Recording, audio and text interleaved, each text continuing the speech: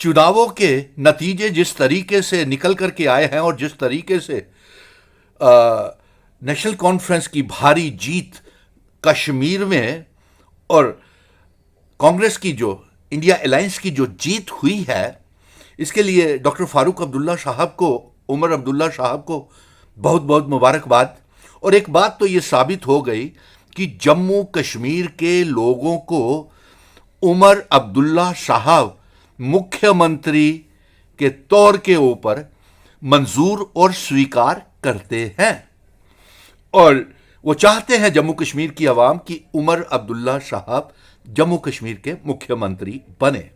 क्योंकि जिस तरीके से जम्मू कश्मीर की आवाम ने ये मैंडेट, ये जनादेश जो नेशनल कॉन्फ्रेंस को दिया है, इंडिया अलायंस को दिया है, इसके लिए जम्मू कश्मीर के लोगों को बहुत बहुत मुबारकबाद। और सबसे बड़ी बात तो यह है कि जो मेहनत 5 अगस्त 2019 के बाद, जो 5 अगस्त 2019 के फैसले के विरोध में हमने जो जंग का ऐलान किया था, आज ये साबित हो गया है कि जम्मू कश्मीर के लोगों ने, आवाम ने 5 अगस्त 2019 के फैसले को मंजूर नहीं किया है और इसीलिए भारतीय जनता पार्टी की हार हुई।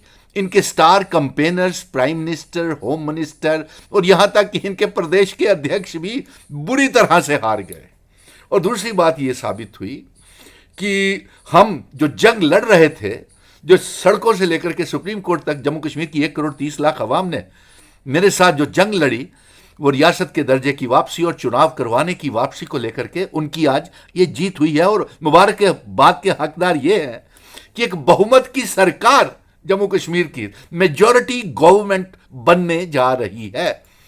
क्योंकि पहले दिन से ही mission statehood, national conference, Congress, Kashmir के कुछ संगठन और जम्मू के संगठन, हम एक ही मुद्दे को लेकर के चल रहे थे कि 5 अगस्त 2019 का फैसला हमें मंजूर नहीं है। और आज ये साबित हो गया, अवाम ने को मुबारक है, ये अवाम की जीत है। ये जो गलत फैसले 5 अगस्त 2019 के किए थे और उसके खिलाफ जो भारतीय जनता पार्टी की हार हुई है, उनके स्टार कैंपेनर्स की हार हुई है, ये दर्शाती है कि हम बिल्कुल सही है। और अब मैं नेशनल कॉन्फ्रेंस और बनने वाली सरकार को मुबारक देता हूं, उमर अब्दुल्ला साहब को, कि वो मुख्यमंत्री बनने वाले हैं और वो उसे जम्मू कश्मीर की आवाम पसंद करती है और देखना चाहती है एज ए चीफ मिनिस्टर। और इसके साथ साथ मैं ये भी कहूँगा कि अभी हमारी जंग और भी है।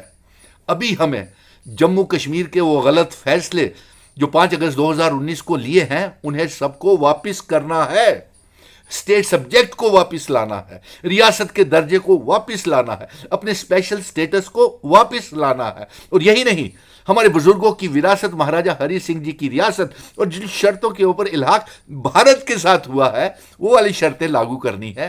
और इसको लेकर के मैं सुप्रीम कोर्ट में जाऊंगा और स्टेटहुड की जंग भी लड़ेंगे और अनकॉन्स्टिट्यूशनली जो एलजी साहब भारतीय जनता पार्टी के एमएलए बनाएंगे, उसका भी मुखालफत हम करेंगे।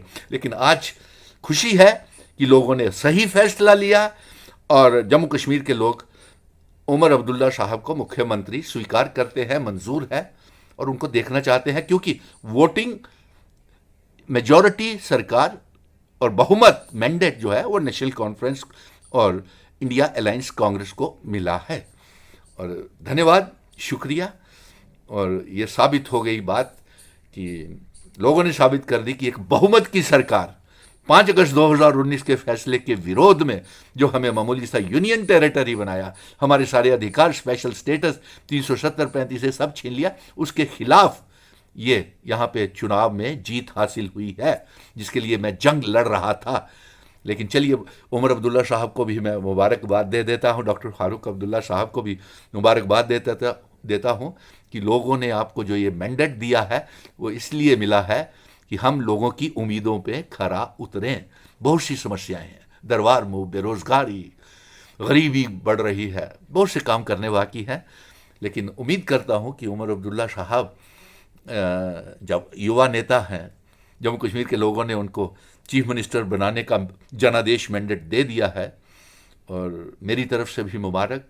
और अभी जंग और भी बाकी है। जय हिंद, जय भारत।